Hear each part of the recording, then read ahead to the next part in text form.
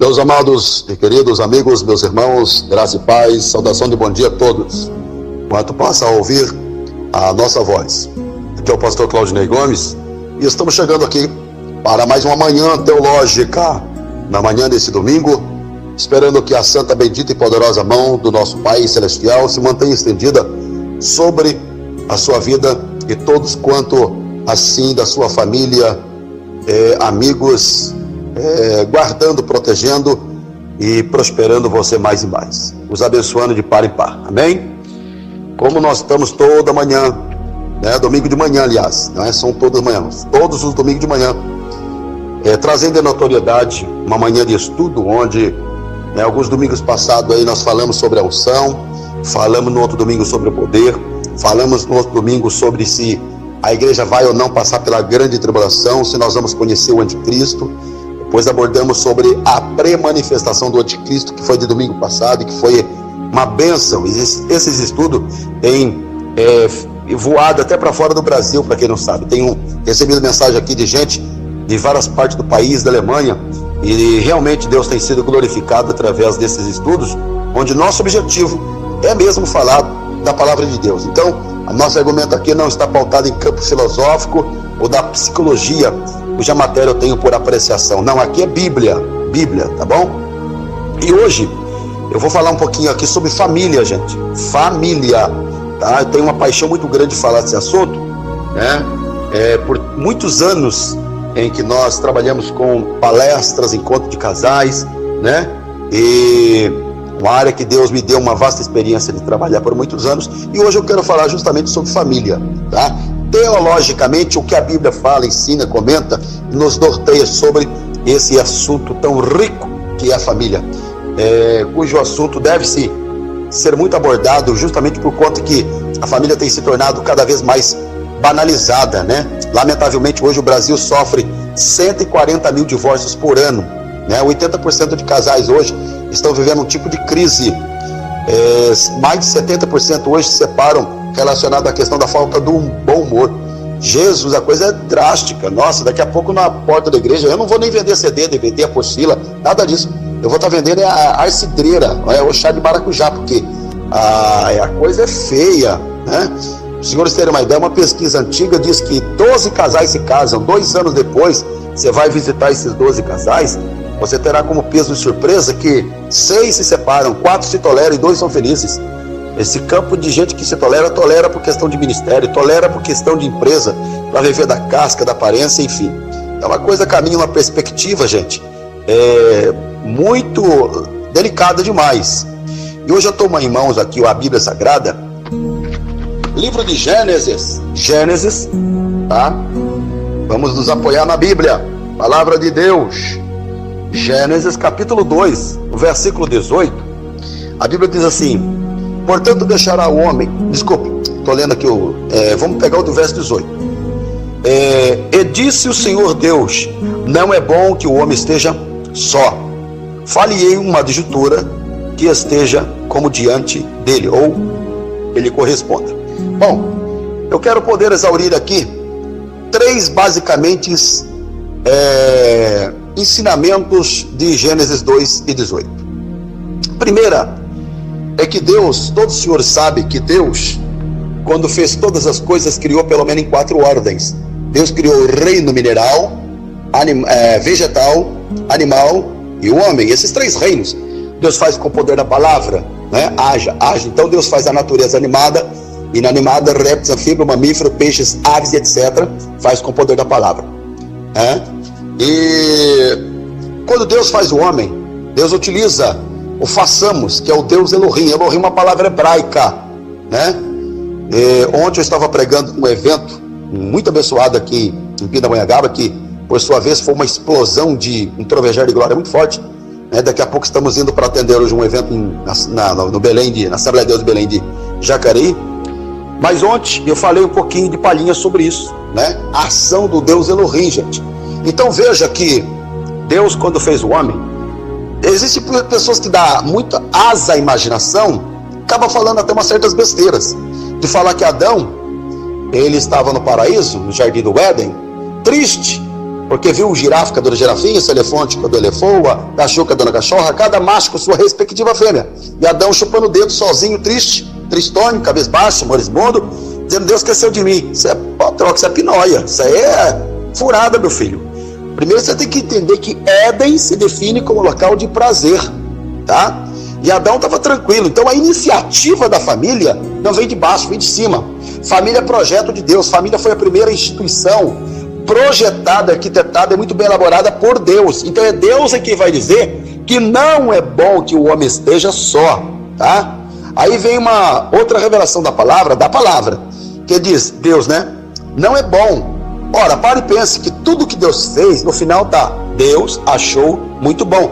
A única coisa que Deus não achou bom foi o homem só. E a palavra só é o encontro gramaticamente de uma consoante com uma vogal, que dá o início da palavra solidão. E a solidão de fato é algo tão ruim que nem Deus é um Deus solitário. Quem é Deus?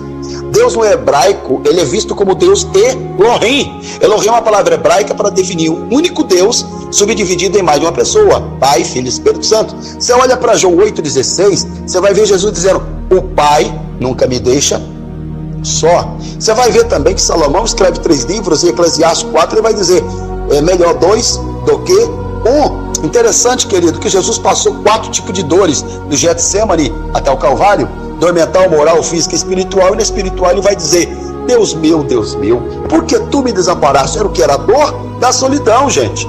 Então Deus não fez o homem para viver uma vida solitária. Deus não fez o homem para viver a solidão. A solidão hoje é um caminho para outras dificuldades internas da vida. Tem muita gente doente, e uma doença que a ciência reconhece como uma das piores que atua no mundo, chama-se solidão cósmica, sensação de um vazio por dentro, tá? Então, só para quem entende do que eu estou falando, lembrar do filme do Náufrago, você vai ver aquele camarada que ficou com um impacto psicológico tão grande por viver uma vida solitária na ilha, que batizou o nome da bola de Wilson. Porque Deus não fez o homem para viver solitário, gente. Deus fez o homem para viver no campo de comunicação.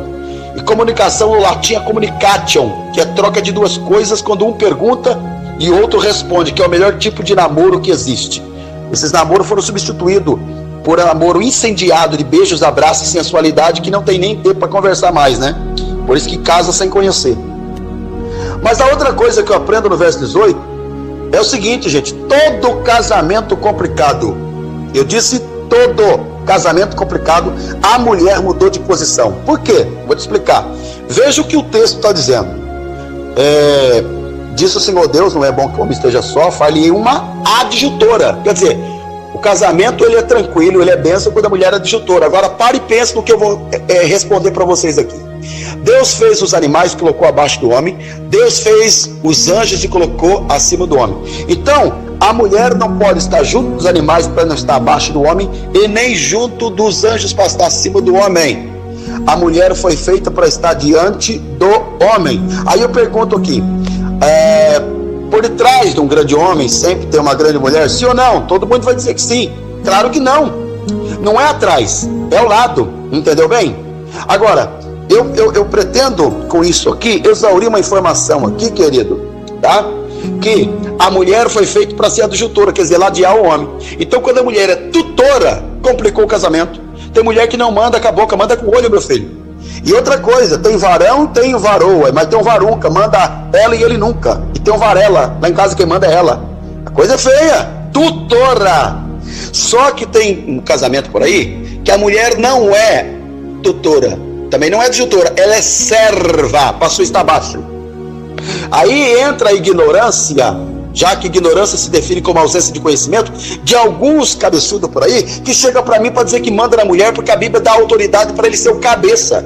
E nem se lembrou que cabeça, na linguagem de figura da Bíblia, fala do peso da infraestrutura. E esse peso da infraestrutura não é facultado, não é dispensado e nem delegado para o ombro da mulher. Essa responsabilidade vem para o ombro do homem, que é o papel ortogado para ele defender, proteger e prover para a sua família, para a sua primeira agência socializadora, entendeu? Aí o camarada fala: quem manda, desmanda, comanda em casa sou eu, porque eu sou o cabeça. Eu falo: então desculpa, porque o senhor não é o cabeça, o senhor é cabeçudo.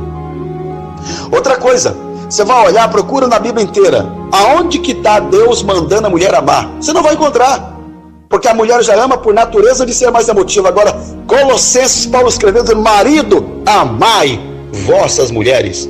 Bom, aí você pega o Gênesis 2:22, a Bíblia diz que tomou Deus da costela do homem e fez a mulher. Então a mulher é a costela. Eu pergunto para vocês aqui, quem é mais forte, gente, o homem ou a mulher? Alguém vai dizer homem? Eu acho que não. Homem veio do barro, barro é mole, a mulher veio da costela, e costela é osso. E aí que está o X da questão. Você pode ter 2 metros de altura, banhado de músculo, mas tira o osso do seu corpo e tenta parar de pé. Então a mulher é uma estrutura, tá? No ministério, ela é uma estrutura emocional, auxilia em todas as áreas da vida de um homem, tá? Por isso, reforço o que eu disse, não é bom mesmo que o homem esteja só. É importante o quê? Uma companheira que seja o quê? Costela, tá? E agora, olha só, eu falo da costela, eu falo de pelo menos 4 coisas aqui, gente. Primeiro, se a costela do homem, então a mulher é fruto de uma escolha dele. Porque tem umas mulheres atiradas a 1000 por hora hoje que casam parecendo feio. A mulher tem que se colocar no lugar dela. Ela é fruto de uma escolha dele. Segundo, a mulher como costela, a costela não é dele, então faz parte do corpo dele. Se você der um murro na sua costela, não vai doer? Vai. Ué, então se a sua mulher é costela, significa que o que doer nela dói você. A alegria dela é sua alegria, a tristeza dela é sua tristeza. Se a mulher está sofrendo, o cara não liga, não pode ser costela, não é possível um negócio desse. Uma terceira colocação sobre a mulher sendo costela, não é porque mulher é osso duro de roer, não, meu filho. Alguns por aí, não, acho que deixa pra lá. Mas é o seguinte, a costela, ela fica ao lado, tá ao lado, meu filho. Então a costela não está na frente e não está atrás. Repito, não é que por detrás de um grande homem tem uma grande mulher. Ao lado de um grande homem tem sempre uma grande mulher. Então se a costela, onde você está, a costela está. Onde você entra, a costela entra. Onde você sai, a costela sai. Costela fala de senso de companheirismo. A mulher tem que acompanhar o seu esposo. E quarto, a costela não está na cabeça. A mulher não manda no homem, também não está no pé para ser pisada pelo homem. Aonde está a costela, pastor? Ela está do lado do coração. Se está do lado do coração, veja da onde Deus tirou a costela. Deus tirou a mulher do lado do coração do homem. A razão porque a mulher é mais emotiva do que o homem. O homem é visual, é dado no que vê, mas a mulher é auditiva, porque a mulher é mais emotiva. Eu não sei o que seria das mulheres se não tivesse espelho, né? Mulher começa a se arrumar 15 para 5, para 15 para 7 está pronta. É de natureza da mulher, meu filho, dar 38 voltas em volta do espelho para se sentir linda, bela, bonita, né? Até porque quando ela está solteira, ela fica bonita para conquistar um namorado. Depois que casa, ela vai ficar bonita para outras. Isso aqui é a teologia feminina. Não é verdade? Sem contar que de vez em quando alguns homens por aí têm que colocar a mão na cabeça de uma mulher e vai dizer: espírito de sertopeia, sai dela, porque ela tem 30 sapatos e tem a cara de pau de olhar pra gente e falar: eu não tenho sapato bem na igreja hoje, bem. Não é um absurdo isso, mas é coisa da mulher. É verdade? É coisa da mulher. Mulher não gosta de repetir uma roupa destacável. É verdade? O homem só fica bonito quando toma banho de gato, meu filho. E aí vai. Agora dá uma olhadinha para Gênesis 2:24. A Bíblia diz: portanto deixará o homem seu pai e sua mãe, unir-se-á a sua mulher, ou apegar-se-á a sua mulher, e ambos serão uma só carne. Gente, esse deixará aqui fala de 4 coisas para mim. Primeiro, ter sua moradia independente. Porque há uma probabilidade de pais protegerem filhos indo contra nora e contra genro. Então corta o cordão umbilical para você ser o líder da sua casa, com peso da infraestrutura, maturidade e responsabilidade para viver a sua vida. Número 2, não levar problema aos pais. Número 3, não depender dos pais para sobreviver, tá?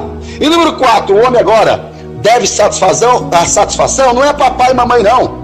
Tem uns marmanjos por aí: ô manê, você quer chupeta, mamadeira, fralda, o que você quer?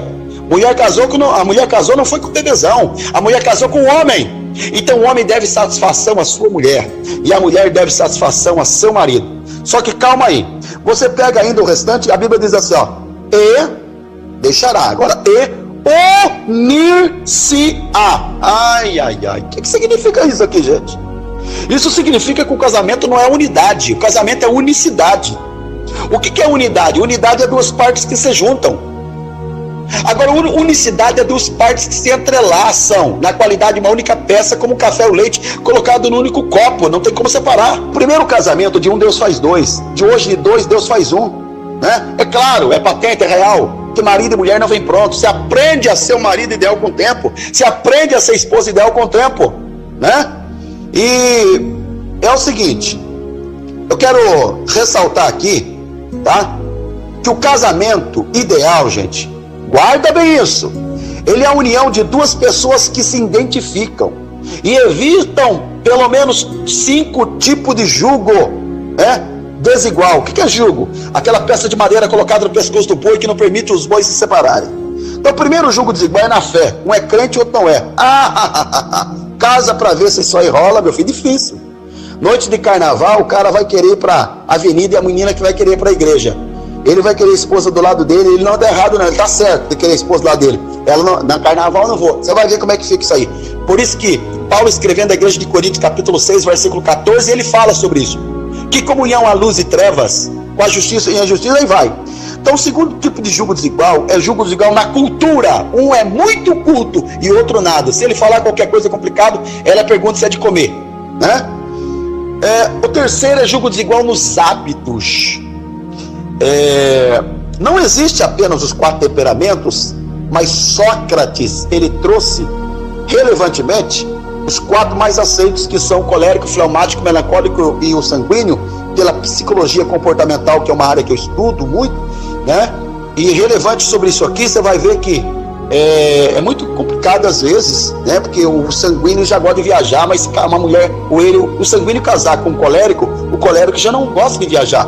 Então, às vezes o jugo desigual nos hábitos. Eu tenho muita coisa para falar aqui, mas não vou me esticar não, porque não pode ser muito longo o áudio aqui. Não, não entra aqui. O quarto jugo desigual na vocação, e o quinto na idade, tá? Eu estava conversando com uma moça em Jacareí uma vez, ela doida para casar, tinha 24 anos, o rapaz tinha 52. Eu até engoli seco, eu nem falei nada na hora, tá? Bom, aí você olha para Gênesis 2:25, gente, e a Bíblia diz: e ambos estavam nus e não se envergonhavam. Eu pergunto para você, para que serve a roupa? A roupa serve para esconder a nudez do corpo do ser humano. Significa dizer que Adão não tinha nada para esconder de Eva, e Eva não tinha nada para esconder do seu marido. Isso significa dizer que quando eu falo que eu sou sincero, a palavra sincero vem de sinceridade. E sinceridade no grego é sem cera. Ou seja, cera no olho é remela, tapa a visão, você vai chegar onde a visão alcança. Cera na boca, cárie, boca suja. Tem gente que tem palavras imorais, palavrão, a boca suja durante o dia e quer ser abençoado, né?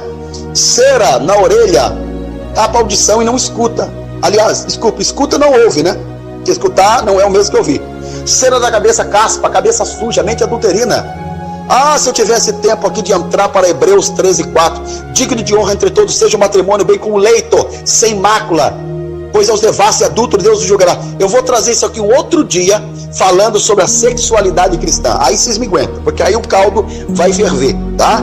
E vamos caminhar por dentro do que a teologia nos ensina sobre isso aqui.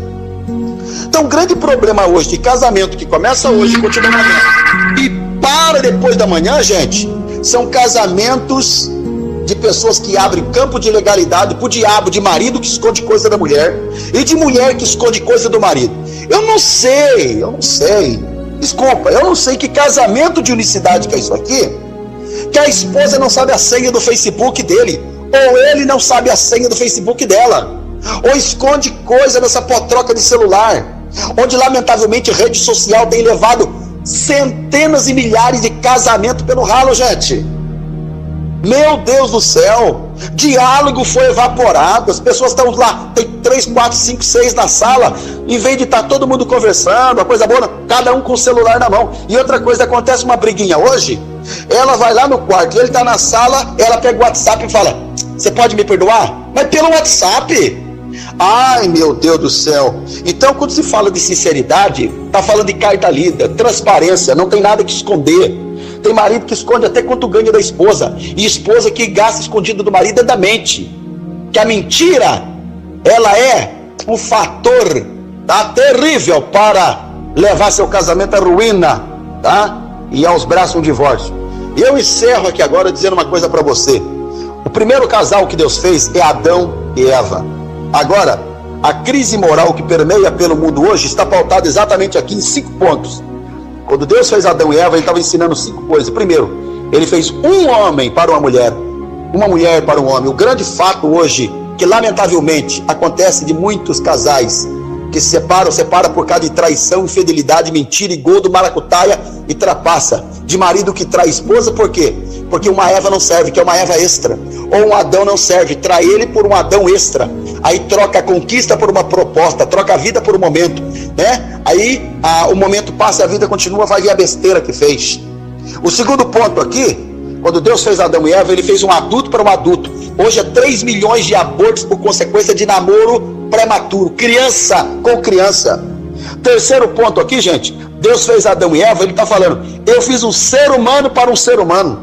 Hoje existem doenças malditas, perigosas, nojentas, de relacionamento promíscuo, imoral, tá? Nojento, podre, de relacionamento de ser humano com animal, gente, animal, tá?